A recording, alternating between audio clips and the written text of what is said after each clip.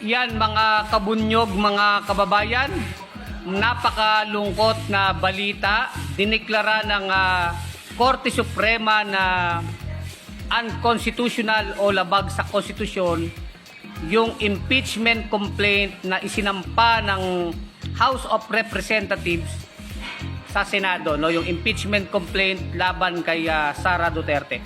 Nakakalungkot po sapagkat dinaan sa teknikalidad ng Korte Suprema ang napaka-importanting proseso na tinatadhana ng ating konstitusyon. Sa dalawang bagay po kung bakit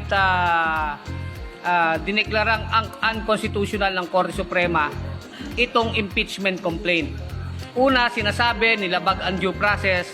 Pangalawa ay lumabag daw ang House of Representatives sa 1-year ban, which is debatable po yan. Napakadami pong butas ng mga rason ng Korte Suprema kung paano sila dumating sa ganyang desisyon. At ang nakakalungkot nga, ang ponente o sumulat pa ng desisyon ay si Supreme Court Justice Marvick Leonen, sapagkat majority po talaga, super majority ng mga maestrado ng